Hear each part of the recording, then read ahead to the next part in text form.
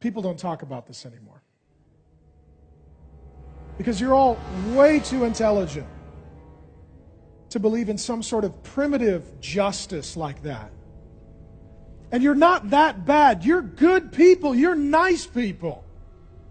Some of you are well educated. Some of you are nice neighbors. Some of you are better than the Christians you know, morally speaking. Some of you have studied enough philosophy. You have a way to argue around this like an attorney on the run. Some of you have studied enough psychology that you find a way to emotionally say, well, yeah, some people believe in a mythical father figure and justice because it gives them peace so that they can live their life with emotional stability. Some of you say, yes, this is the problem with religion. It's so primitive. It wants things like justice. And might I say, when someone breaks into your home, so do you.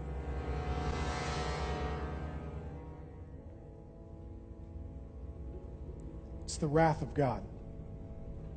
And immediately some of you would say, no, the love of God. Pastor Mark, preach the love of God. No, the wrath of God. Do you know the wrath of God is mentioned more than the love of God in the Bible? Do you know that the wrath of God is mentioned with 20-some words, Old and New Testament combined, over 600 times?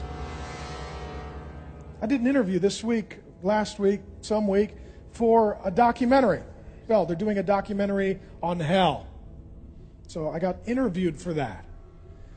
A big part of our conversation was this. They said, well, isn't God loving? Yeah, 1 John 4, God is love. God is love. But love is not God, and God is not only love. When it speaks of God in the Bible, it speaks of Him in terms of attributes.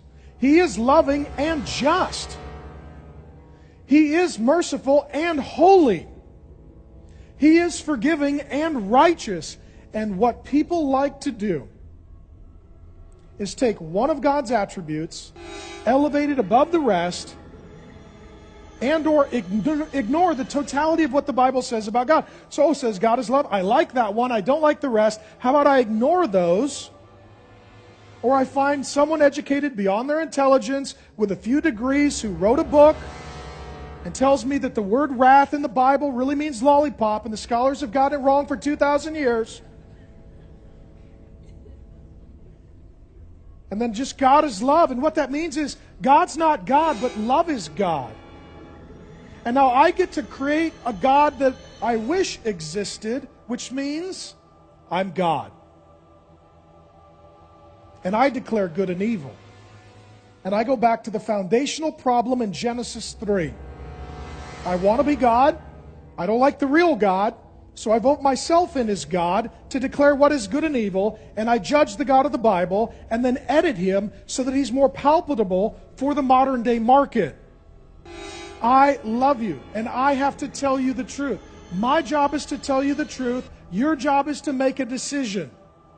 There inevitably reaches a point in a church like ours where the weight is so heavy to lie that I and you and we are in danger.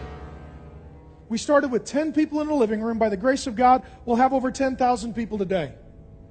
That means more eyes on it, more ears tuning in, more critics picking apart, more media looking for an error, more people walking away, more dollars, more frustration that could be created by telling the truth.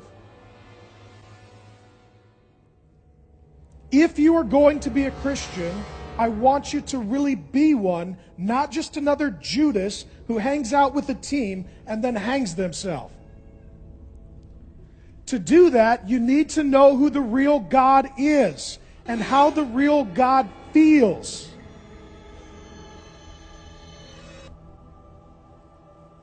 Some of you, God hates you. Some of you, God is sick of you.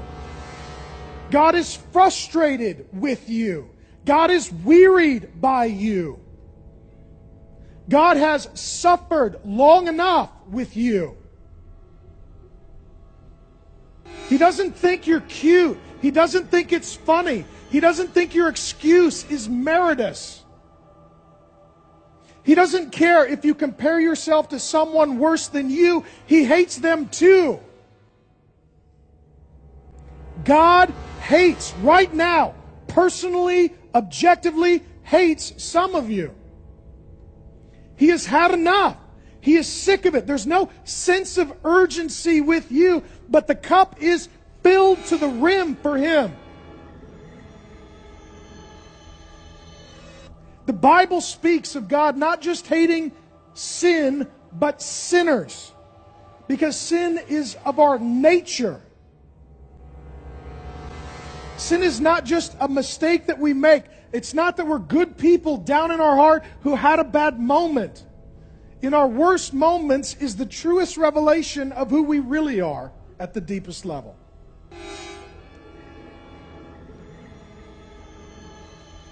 You will struggle mightily with this. But it is the beginning of freedom. For if we do not diagnose the problem, how in the world can we present the solution?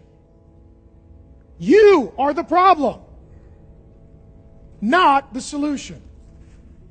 You and I are sinners, and we are by nature objects of wrath. That's a quote from the Bible. I'll give you 3 examples. Psalm 5:5. You, speaking of God, hate all evildoers. And again, you can find a Christian on the run when they start doing word studies. Oh, it means he hates the sin, not the sinner. That's Gandhi, not Jesus. Gandhi's not in the Bible. Gandhi's not close to the Bible. I'm not the judge. I don't decide who goes to heaven or hell. I'm not saying where Gandhi's at. I'm saying apart from Jesus, I know exactly where He's at. God doesn't just hate what you do. He hates who you are. My job is to tell the truth. Your job is to make a decision.